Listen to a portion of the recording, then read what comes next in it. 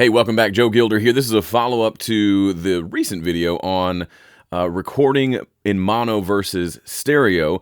Several questions came up from that video, so I thought it makes sense to answer those here. We're covering fundamental, basic audio 101, helping you learn the language, become fluent in like the core concepts of what it means to run a piece of audio software. So most of the comments were super great, super helpful, except for this one. I don't know what he's confused about. So the video was about someone being confused about mono versus stereo. They're recording a vocal track, but the vocal was only on the left side because it was a mono input, but the track was stereo. So it put the, if it was channels 1 and 2, it put channel 1 on the left, 2 on the right. They didn't understand what was happening. This person says, all mics are mono unless it's a stereo mic, blah, blah, blah. You're using a mono mic. I don't understand what he's confused about. See, that's the beauty of this platform, YouTube. You understand it, so you don't need to watch the video. I also said that at the beginning. If you understand mono and stereo, this video is not for you. This video is for people who don't understand it or who have some confusion around it because they weren't born audio engineers, just like you weren't. You didn't understand audio. You didn't understand stereo and mono at some point in your life, and then you understood it. I'm helping people get to the point of understanding. You could be helpful, or you could just leave snarky comments. That's up to you. It's your call. But I'm choosing to be helpful. So here we go. Digital Drew. Sounds like didgeridoo. Says, this is kind of unrelated, but why not ask anyway? When I record a vocal track in mono, I'll sometimes want to insert a stereo effect, like chorus, stereo ping pong delay. I think that's what he means there. Inline reverb, etc. In order to do this, I need to first change the track in the arrangement view from mono to stereo, or else the insert effects will be mono. Is this the correct standard workflow? I'm coming from Logic, where I'm accustomed to adding stereo effects as mono to stereo format. So that's a good question. Let's just find out. A lot of the questions that we ask, especially when it comes to Studio One, you can probably find out by just going in and messing around with it. But let's do that together. Because I think, honestly, even learning how to mess around and answer the questions is a valuable skill to learn. So I'm going to create a vocal track here. One vocal track. It's going to be mono. It's going to have input 3 because that's where my microphone is plugged in. And we're going to make it yellow, of course. And I'm going to say, okay. So far, so good. We have a mono channel, which we can tell because it says mono right there. Also because this thing right here is a circle, which is mono, versus 2 circles, which indicates stereo. So now, let me just record a little bit of audio here. Hello, I'm recording audio. Hello, I'm recording audio. Lovely. So the question is, if I wanted to put I'm going to get to a better way to do this that I use more often than not, but occasionally you do want to put a stereo effect on a mono track. So in those instances, let's say for me, I love messing around with X trim.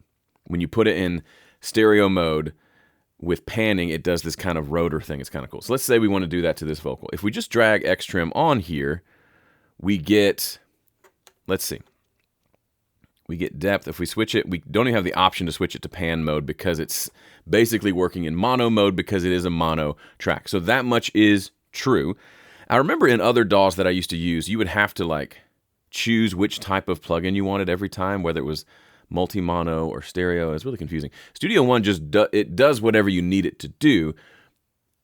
Since this is a mono track, it makes it a mono plugin. So if you're thinking, oh, I really want this to be stereo, all you got to do is go wha-boink, and then this plugin now actually changes the way it works, just automatically. So before, there was no pan mode because it was a mono track. There was no left and right to kind of pan between, but now there is, so it can sound like this. Hello, I'm recording audio. Or if we go a lot faster with it and make the depth all the way up. Hello, I'm recording audio. So that one's fun. Don't overdo it. Don't put that on your vocal for the entire song. But that's it. And if I come over here and I say, you know what, never mind, I just want it in mono. Hello, I'm recording audio. It makes it mono, and it just automatically switched the plugin back to tremolo mode instead of pan mode because pan mode doesn't work. So if we do the same, it'll be the same with reverb. Reverb will just be simpler. It'll be a mono sound versus a stereo. But for the sake of argument, let's remove this plugin and let's just test it. Because instead of saying it, let's just find out for ourselves. All right, reverb. Hello, I'm recording audio. Yeah, that sounds mono to me. Hello. So since that's mono, if we want it to be stereo, we just need to make the whole channel stereo. And just like that. Hello. That's it. That's all it takes. The audio, this is important. The audio is still mono. You can even see the input to this channel is just a mono signal, but we've now turned like the channel on the board, instead of being a single track of audio, now it's just two. Now, some people were asking, and we'll probably get to this later, they were asking things like, well, if I switch it to should it make it sound wider if I switch from mono to stereo? Well, the theme today is, well, let's just find out. Hello, I'm recording audio. Hello, I'm recording audio. Hello, I'm recording audio. Hello, I'm recording audio. Actually, it didn't make it wider because it's mono. Nothing's going to make mono sound wide. It's mono. It cannot sound wide.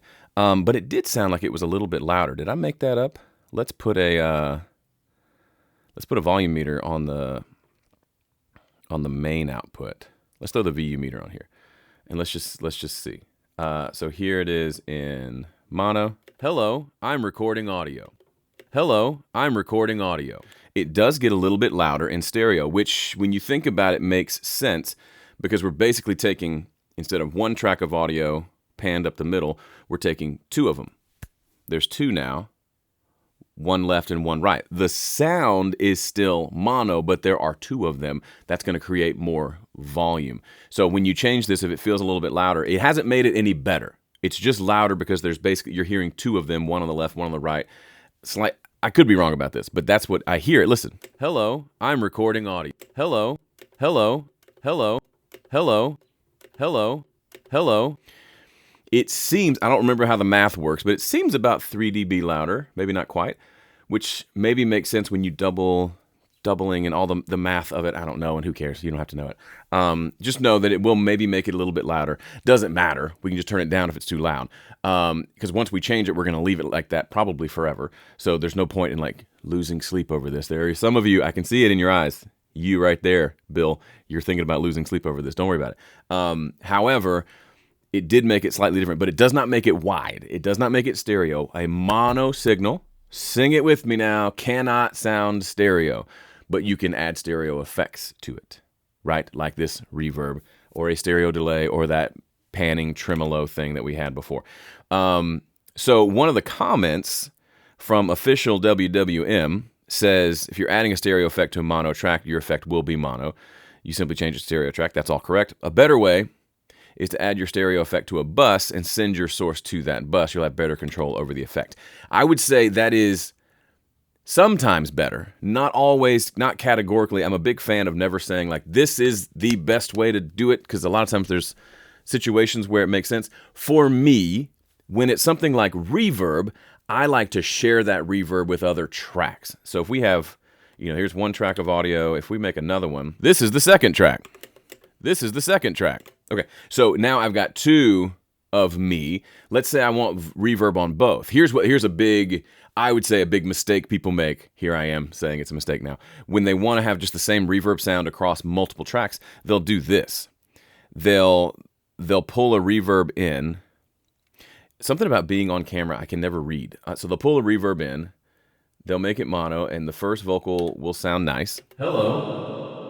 Then they'll switch over to the second one and be like, well, I want there to be reverb on that too. So they copy the reverb over. So I've seen this really, honestly, countless times where people will have, like, let's say 4, 5, 8 background vocals, and they'll have a reverb on each track. Guess what? You now have 8 different reverbs.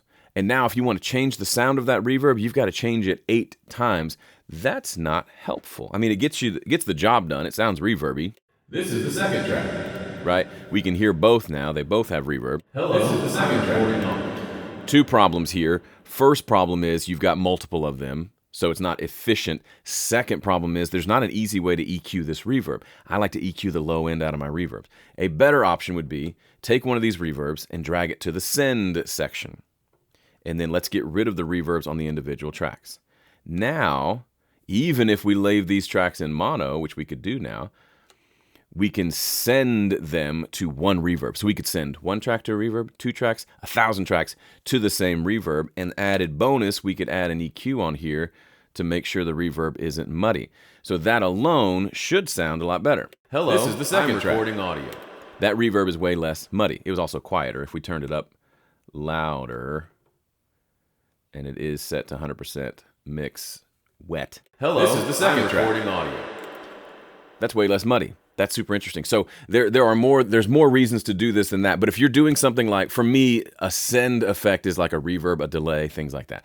If it's something like a distortion, where I don't want any of the original vocal, I want it to be distorted, or like that tremolo panning thing, if I were to send to that, we would hear the dry vocal, then we would hear the stereo panned vocal. That may be the effect that we want, or we may want it to happen to the entire vocal. So if I think about if I have a guitar and I want tremolo on that guitar, I don't want a blend of clean guitar and tremolo. Usually I just want the tremolo happening, so I want that on the guitar in line. There are other reasons why you might want to do that, so don't feel like it's wrong to put a reverb directly onto a track. Just know that there are reasons to put it on a send, and there are reasons to put it on individual tracks. Everybody has their own workflow. This is the workflow that I think works best for me 98% of the time. Okay, here's that question I was talking about before. Does making it stereo automatically stereoize the mono track? It somehow opens up the mono track. It's making it a little bit louder to my ear is what it sounds like, but that's all it's doing. It literally is impossible to stereoize a mono track. You can try using like fake stereo, but that typically does not work out well, so don't do that. Thank you. I know a little bit about audio. I've always assumed stereo good, mono old, and bad. Is this why my voiceovers are a little overbearing? Audacity allows me to record in stereo from the Blue Yeti mic, so I'm just stuck with it. I don't know about the Blue Yeti mic. I would assume it's just a mono mic. So if it's recording in stereo, it's just the same thing on both sides. Literally, there's no difference other than it might be a little bit louder. As far as them being overbearing, that's more of a recording and processing and mixing problem. I don't know if that I've used that mic years and years ago. I don't know how it sounds, but it's not this. If you magically went to mono, it's not going to change the quality of anything you're doing. There's something else wrong if it doesn't sound right. Sorry, it's probably not the answer that you want. Tony Rappa, not wanting to confuse things, but it's about inputs into which kind of tracks. I could have two mics, each going to its own mono track. I could have two mics, each of which goes to the same stereo track. That's true. For years, I would record, if I put two mics on a drum overhead or two mics on an acoustic guitar, I would record one on one track and one on another. I'd pan one left and one right. They were stereo, but I would put them on separate tracks. And then I realized, man, there's no reason not to just put it on a stereo track. There are some reasons if you wanted to adjust each for some reason, but typically I want to have the same sound on either, so I put them on a stereo track. Now, there's no right or wrong. That's just, to me, it's a little bit easier. Any plugin that I put on will apply to both versus having to take the two mono tracks and route them to a bus. That's 3 faders versus 1. I would say 1 is better than 3. But yeah, it is a little bit about routing, and it helps to understand what stereo means and what it doesn't mean. If it's 2 mics, then yeah, now stereo tracks become relevant. If it's 1 mic, then mono tracks are really all that you ever need, especially from a recording standpoint. Here's a question. Is there a difference between using 2 of the same mics to get a stereo sound or spread versus 2 different mics on the same source to get different coloration? I assume the latter would be better off recorded to 2 mono tracks. Yes. So good question. There are no rules. I think kind of proper purist stereo would be 2 of the same model of microphone. So the only variable is what they hear, not what they sound like. That's technically maybe what I would call pure stereo.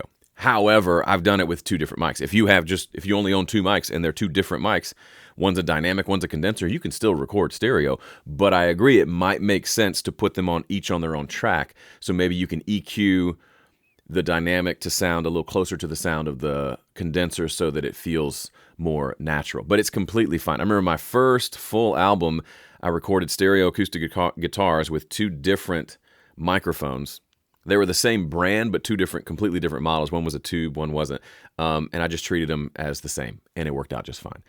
So yeah, you could absolutely do it with 2 different mics. Use what you have. I'm a big fan of use what you have. This one's a little bit related, but unrelated, but let's go. If I record stereo, example, a guitar with 2 mics, if I record 2 tracks in stereo, play twice the same partition of the guitar in stereo, should I expect some phase issues? It happened to me the other day. So the question is, you're doubling the guitar, but you're also recording in stereo. The recording in stereo doesn't matter to me as much. Sometimes if I'm doing a big, long acoustic guitar session, I'll set up a pair of stereo mics in like XY, and I'll just record all the guitars in stereo. Even if I end up making them mono to pan them hard left and hard right later. It's simpler for me, because if I have one guitar playing, maybe it's just the guitar and the vocal for a section of the song, it's nice to be able to say, I'd like that guitar to be a little wider. But when there's 3 guitars or 8 guitars or 5 guitars playing, typically the stereo-ness of them doesn't matter as much. So I'll make one mono, put it over here,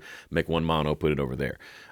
Which I guess if you're asking how do you do that, let's assume this was stereo. You can do it a couple of different ways. One, you can take the panners in Studio One and just change it to binaural or dual, either one, and just move them to the middle. Easier would be the binaural, actually, because then you can just adjust the width here to 0. That makes it mono. Historically, before that was an option in Studio One, I would just add, I would add binaural pan to the track and just click the mono button. Now, everything going through that channel is mono, and then I could just pan it left and right. I know it sounds like, why would you record in stereo if it's going to go back in mono? Mainly for efficiency. It's nice to just set up the mics and go. This song needs stereo, the rest need mono, but the mics are mono compatible because I'm using XY, so it's all good. So back to the question, if you double a guitar part, should you expect there to be phase issues, meaning they sound so similar that they're causing things to cancel out? Sometimes. It absolutely can happen. To me, it depends on the day, depends on the guitar part, depends on the tuning of the guitar. I have found when I double something in open tuning, either playing a lot of open strings in E or tuned to dadgad, that there sometimes are phase issues. And it's not like I'm measuring it, I just listen, and it sounds a little weird. And so I just change it. I make one of them standard tuning, one of them open. I use a capo for one and not the other.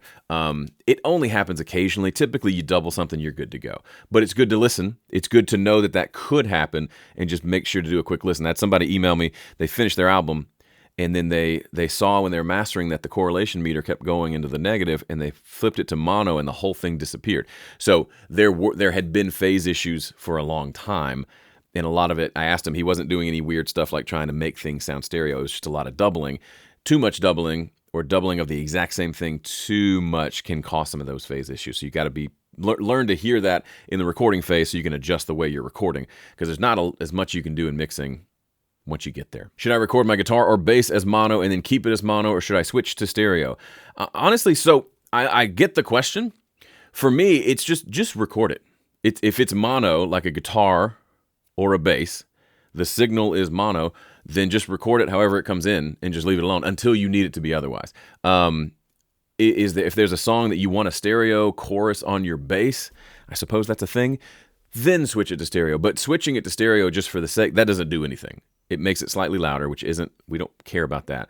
It doesn't change the sound at all. There's no real reason. So I almost never literally come in here and click this button. Mainly because if I'm doing a stereo effect on something, typically, here's the dirty little secret. These mono tracks of mine all get routed to a stereo bus anyway. My template is a bunch of buses. Drums, bass, electric, acoustic, keys, vocals, background vocals. 7 buses. They're all stereo. So that's just the way it's set up. That's just what I want. And then, so when I route all my mono audio tracks to that bus, that's typically where I'm putting all my plugins anyway, so it's already stereo. So this is a bit of a moot point if you use that as your workflow. Now I forgot the question. Should you record a guitar or bass in mono? Yeah, record it in mono, and then you can change it to stereo later if it needs some sort of stereo-ness, right? Especially like electric guitar and bass. They are literally mono instruments, so just have a mono track to record them. You're good to go. Now, acoustic guitar, I'll sometimes record in stereo. If I'm recording through like a floorboard amp modeler that has stereo outs and I'm using some stereo effects like reverbs and things like that, then those I'll record in stereo. And then if I'm recording bass on that floorboard thing, even though the signal is mono, it's already hooked up as stereo. It's coming into 2 channels. I've already got a channel created that's stereo, that's hearing that. I just do it in stereo because that's simpler. It doesn't sound any different or any better. It's just the way that I record for simplicity's sake. I don't want to have to go change my routing, change the track to mono, then change it back to stereo. I like to just leave it like I'm hearing it. So a lot of the answers to these questions are, this is just easier for my workflow, and there aren't any sonic benefits one way or the other. All right, that wraps up story time with Joe Gilder. Hope this was helpful for you. If you have questions, as always, leave them below. We'll try to incorporate them into future videos. Thanks for watching. See ya.